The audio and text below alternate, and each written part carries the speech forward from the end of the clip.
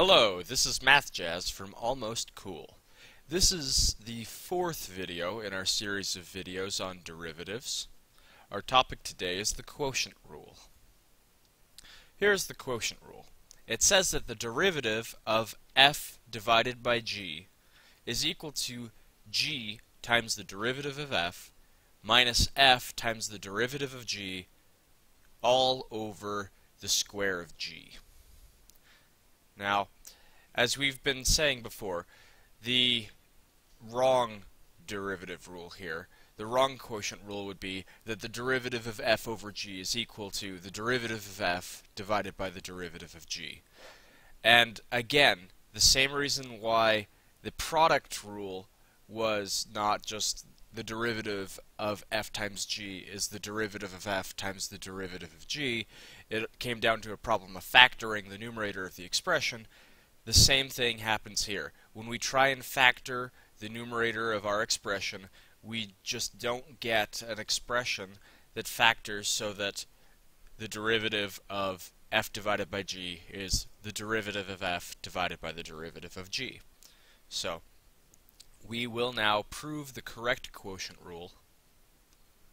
First, we start with functions f and g that are differentiable, and we have to let g not equal 0 at the point where we're taking the derivative. So, when we plug f over g into our formula, into the definition of derivative, we get the derivative of f divided by g equals the limit as h goes to 0 of f of x plus h divided by g of x plus h minus f of x over g of x all over h. And we're going to simplify this fraction, and we obtain this result.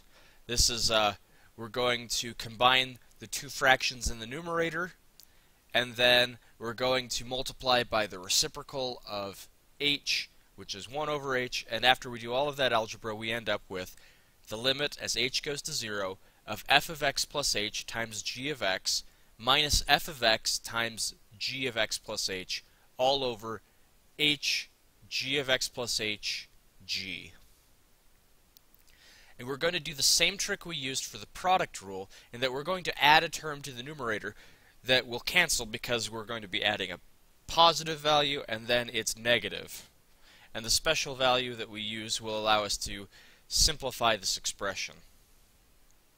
So, when we add f of x times g of x minus f of x times g of x to the numerator, we will get the limit as h goes to 0 of f of x plus h times g of x minus f of x times g of x plus f of x times g of x minus f of x times g of x plus h all over h times g of x plus h times g of x. We will now split this fraction into two fractions, or we'll split the numerator into two fractions, pulling the h up into the denominators of each of these fractions. And then we will have to go to the next slide, actually, because we're running out of room. So this is what we had at the end of the last slide. What we're going to do now is we're going to pull this limit into the fraction. We're going to basically, instead of having the limit of a fraction, we're going to have a fraction with three limits inside of it. And this is what that will look like.